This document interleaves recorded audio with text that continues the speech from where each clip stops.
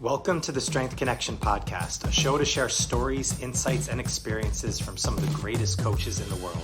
I'm Michael Kurkowski, so grateful for you joining me today. And if you like this episode, please like, share, and subscribe to support the show. All right, let's dive in. Here we go. What's happening, guys? Welcome to the Strength Connection podcast. Thank you for joining me on this solo episode. It is me and you. I'm going to be diving into some of the most recent episodes over the last few weeks, some incredible guests, some really great conversations that I've had, as well as a specific lesson, specific kind of takeaway that I've been working on from one of the episodes that's kind of just feed forward thinking into a lot of the work that I've been doing that I wanted to share with you for a bit. So I'm going to do these a little bit different order. I'm going to go from the most recent backwards into a few in here because I want to talk about the episode I did with Aram, which really segues into a lot of this lesson that I've been learning over the past few weeks and I wanted to share with you. So let's dive right in and we'll get right into it, okay? All right, so episode 240 with Jason Moore. This was the most recent episode that just launched in the past week. And Jason is the founder and owner of Spren Technology. And this is a technological app that has been built to really get movement recognition and get a lot of data on somebody's individual movement and health and it does it in just such a short period of time. So to dive in, just the whole takeaway that I got from this is just where technology is now, specifically in the field of health and fitness. You know, we all know the boom and advancements in AI and technology, and we could see it from things like ChatGPT and in the world of content and just where that whole world is going. But in regards to health and fitness, I've had a couple recent episodes with people who are leading in this field from some referrals of a great friend of mine who's had them on their show and thought it would be a cool conversation for us to have. And this is a topic and an area that I'm so ignorant in. Just doing coaching from the ground floor of just working with people one-on-one and, using my own eyes and just my own experience and expertise to help people. I haven't really dove as deep into the new technologies that are coming out as much as I really should, I guess, in the best way to be the best coach that I can. And people like Jason, people like Stephen Webster that I've had recently on have opened up my eyes into what this world is about, specifically into how we can use it to get our own information on health and fitness. So Spren, the work that Jason is doing is an app that uses your own camera on your phone to really just analyze your movements, just overall, really your movement recognition to give you information on how you're moving and give you health markers in a matter of minutes. And I think the biggest thing that Jason was saying is what they're trying to do is to give coaches, give individuals and consumers this information at a fraction of the time. And I think that's a huge thing that is really going on now with technology is it's not as much the advancements in information, it's just getting that information to us so quickly. And I know as a coach that has done numerous 1 hour and 90-minute consultations with people over time to get all this information to make accurate decisions of what's the best way that we can move forward and help you in the goals that you have. These technologies are doing this in a matter of minutes. So be able to have the right information like HRV, like movement recognition, health criterias and background to get all this stuff in a short period of time. So it actually shows you exactly where you are at the moment. That is something that is only a benefit to all of us. So I know this is a beautiful debate that I think everybody in the world is having about the dangers of, so much advancements in artificial technology, whether we're in a simulation, all these conspiracies that are going on and stuff. Those are fun things to talk about. But as far as using these in a health and fitness field, I think guys like Jason, I think guys like Stephen Webster with a Sensei, and what Jason's with doing with Spren is only moving the needle forward for all of us in here. So Jason on this episode dove into really his background in technology and athletics, how these things come about. Actually, the way that apps get created and all the hurdles and loops that they need to go through in order to make these things applicable and bring it out into market. It's just a fascinating conversation to see somebody who's so dedicated into this world of leading from the front and trying to help other professionals, other coaches and stuff have the right information so they can help clients. I think that was one of the things that I was maybe ignorant on was thinking that technology was trying to replace the coaching world. I've had conversation with good friends about this of, is this something where technology is just going to replace all these different coaches over the line? And I don't think a lot of the people who are leading from the front, that's what they're necessarily trying to do. I think they're trying to get information as quickly to us as possible so we can make educated decisions. Maybe it's a naive approach.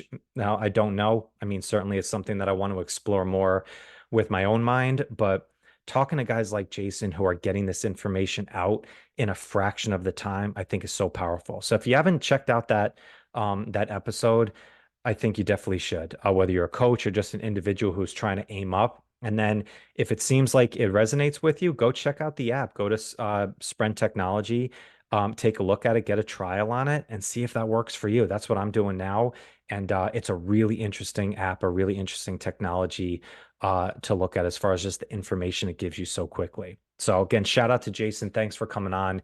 And I'm excited to have him on over, hopefully over the next few months and see all the advancements that they're doing with work. So one of the things on that too, which I thought was so interesting is, we talked a lot about working with athletic fields, but then one of the topics he brought up that I thought was so interesting is on his way back from, I think it was New Zealand, working with the All Blacks rugby team, he got a message from one of the administrators from a hospital who was interested in using it to work with children who were suffering from traumatic issues that have gone on in their life. And there was actually technology that they can use to analyze the health of the different kids who have gone through trauma with HRV, with all these different things. I thought that was really fascinating because we look at a lot of these things in health and fitness on an athletic side and professional sports and stuff, not realizing the impact that it can have on a demographic like kids who are traumatized.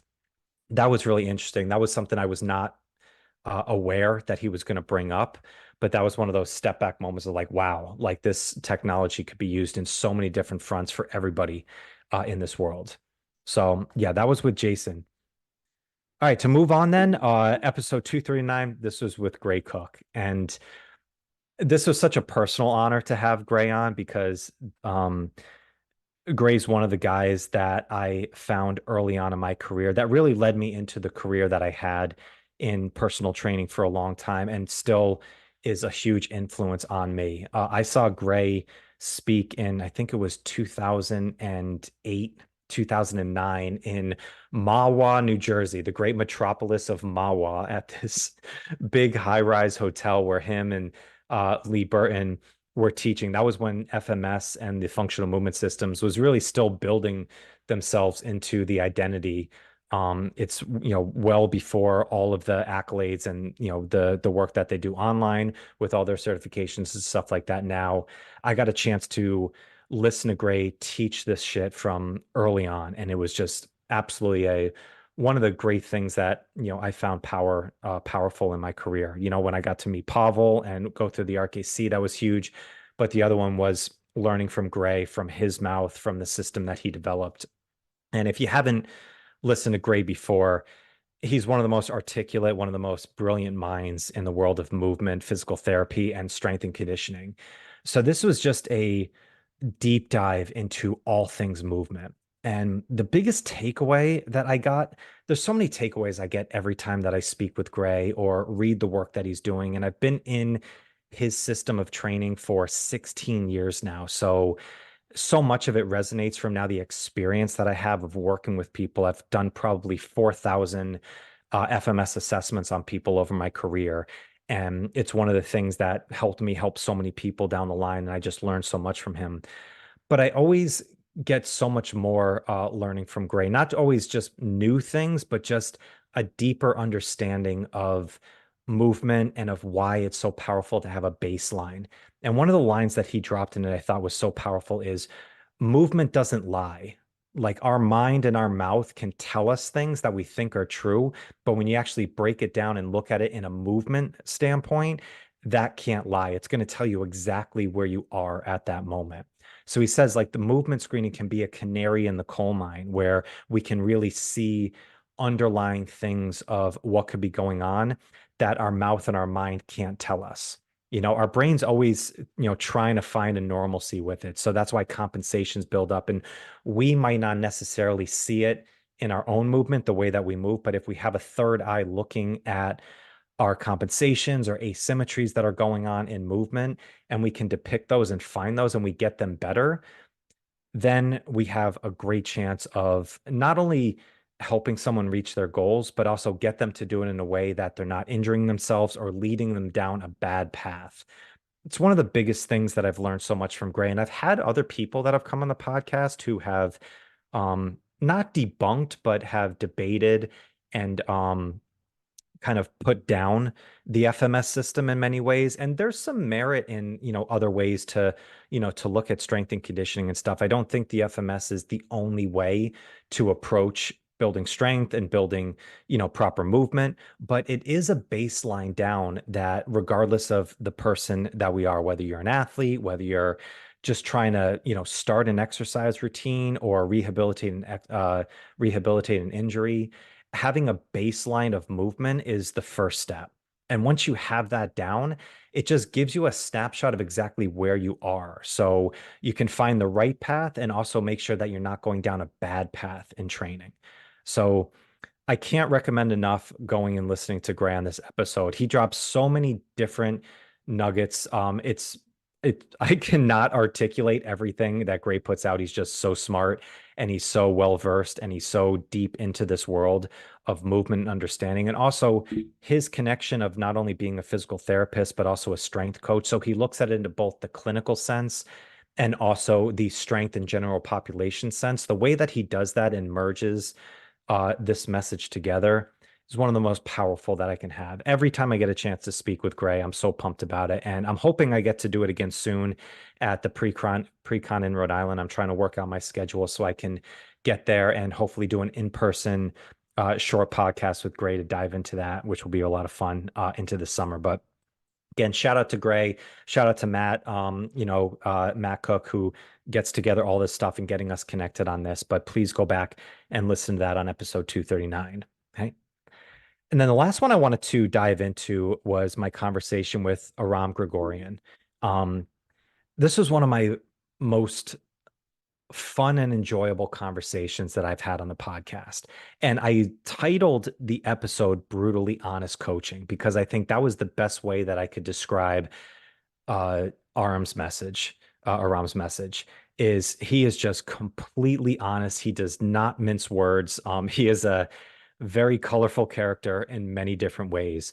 But the work that he's done in nutrition and putting together the Real Coaches Summit, the message that I got in the biggest takeaway from him is just how straight to the point and how brutally honest, that's the best sense that I can say he is about coaching. And he said this in the work that he does with coaching is it's very easy to get somebody to lose weight. It's very easy to get somebody to build strength and build muscle. There's a few tactics and there's, good ways and maybe some better ways to do it, but it's not a hard process. It's like one of the most challenging things to do working with people is to navigate them through all different seasons of life. What happens when they lose their job? What happens when their kid gets sick? What happens when, a million other catastrophic things can happen, or just tough days, just tough weeks, tough months that come up their life, and how to still navigate them into doing the things that they know they need to do. I always said that the stuff that we do as coaches, I think it comes down to such simple and consistent things. We know that that's the way to go is if you have plans down, if you check on it and you do the daily things over and over again, you are eventually going to win. Okay. So it's not a hard thing to do. What's hard and what makes a good coach is to be able to help people get to these things and do them in the toughest times of their life. And the way that Aram does that is just being brutally honest with people. It doesn't mince words, doesn't, overcomplicate things or beat around the bush with people. It's just brutally honest. And I love that message that we got because I've seen this so much in just the culture and just the message that we have, I think, just around in just our society right now is everybody is tiptoeing around things so much. We don't want to hurt people's feelings or we don't want to put people down. But as a coach, like your job is to be honest with the person of what they need to do. And sometimes it requires tough love. Sometimes it takes a hand around the shoulder. I totally get it. It's not a black and white line. There's a lot of grays that are going on.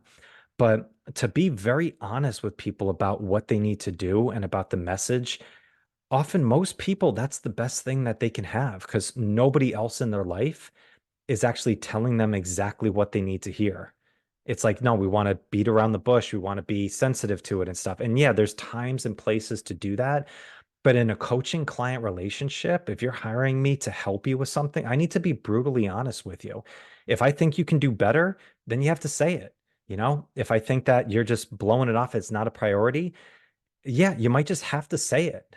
And that's either going to get somebody to jump, on board or to leave and to just coddle back. Either way, though, you're making a strong decision on that. And I think that was one of the best messages that I got from Aram. Like I really love this conversation so much and how just straightforward he was with this because I think so many of us don't do that with ourselves. If you're a coach with people you work with, like we want to be nice, we don't want to be the person who brings up conflict, but that's where we really get where the rubber meets the road. That's where you really get growth from people is when you have conflict. All the things that really matter to us in our lives, building our health, building wealth, building relationships. If you think that you can get to a level where you're the strongest part of yourself in those different capacities and think that there's never going to be conflict in there, the chances of that happening is zero. There's going to be conflict. There's going to be tough times. There's going to be times when you need to have crucial conversations. And Aram is one of those guys that I think is doing that so well. And I love that he brought that up on the podcast. And that was, a big thing for me. And I think it resonates with a lot of the people that he works with. That's why he's a super successful guy. Right. And just kind of after that message with Aram, it's been something that I've been working with a lot over the past few weeks is this context and this phrase of trust the process, right? I think it's one of those phrases that we can spit out a lot and say, yeah, absolutely, we know, trust the process. But what does that actually mean? Now, I was actually prompted earlier this week to ask the question, why should I trust the process? This aspect of affirmative questions I think is really powerful. And this was one that I spent some time of really diving into. Yeah, why should you trust the process? And the biggest thing that I came up with from this, and I think was really powerful personally for me, and I've had some conversations recently with other people who have had that light bulb moment as well, is it's one of the greatest signs that you have faith when you trust the process. And I think that word faith, again, that has a lot of different contexts from it and it can have a lot of different memories that you bring up. If you hear the word faith or you hear the word God, right? We all have a very specific thing that comes up to our mind when we hear that. Often it comes into religious messages. And if you're not a religious person and you hear the term God or you hear the term faith, you might immediately just go back and nope, that's not for me. But faith is something that is so much more powerful than just one specific, subcategory of religion. Faith is something that is a fuel and a power that is so powerful that it can fuel the things that we know we need to do, which is the simple, consistent things over and over again. And I think the term of trust the process, in order to understand that and do that, we know that it takes simple, consistent actions in order to achieve what we want to do. If you want to build strength, if you want to drop weight, you want to change your body, we know this. It's not short-term quick fix changes. It's not a 6-week challenge that you do. It's going to take simple, consistent effort over a long period of time and doing that to the best of your ability every day. Okay. We know that. But why is it so hard for most people? And I think the big piece behind that is that along with simple and consistent, it also takes patience. And in order to actually demonstrate patience is you need to have trust. And another synonym for trust is you need to have faith. Now, why this was so powerful for me, I just wanted to share a personal story is I've always been one who can do simple and consistent things over and over again. I've been doing that for 16 years. I know what it takes to build strength. I know what it takes to change your body. I know what it takes to build a business. I've done these things and I've done them to a very high degree before because I'm able to go in and do the simple, consistent things every day. But trusting the process was something that I didn't realize I wasn't fully doing until very recently, because a lot of the times I would go into these things and I would do these simple, consistent actions. But I was in my own head of always wondering, am I doing the right things? Do I need to do more? Am I doing enough in order to get there? And I would spend all this extra time, spending all this extra energy worrying about whether I was on the right path or not. And those energy leaks led me into a lot of times of exhaustion, times of not being motivated, times of just being very anxious about whether I was on the right path or not. So even if I was on the right path, I still didn't feel like I was. And that led me to always question a lot of what I was doing. So I got some good victories on the side, but at the same time, if I really trusted and had faith that what I was doing was the right thing, then I would have, one, enjoyed the process a lot more. And I think I also would have got there a lot faster. Okay. So this concept of trust the process, I think, yes, it takes simplicity, it takes consistency. We know that. Okay. But the other part of it, of actually, I think the big catalyst of that, that phrase is having faith. And I think one of the best ways that you can actually demonstrate and practice faith is to actually ask yourself these affirmative questions. Why should I trust the process? Why do I know I'm doing the right thing? Okay. Why is this time going to work? Why am I about to break through? These things that lead you down into a positive note in your mind, and actually spend some time of thinking about why that is, it all of a sudden can change your mindset shift. It can bring you into a positive light and actually fuel you into the day. And the reason I think this is so powerful is because in order to do the simple and consistent things on a day by day basis, is you need to have fuel to do that. Okay. Can be very boring. It can be very mundane. It's going to be monotonous at times. And it can be very easy to go down to the path of wondering, should I be doing something else or doing more?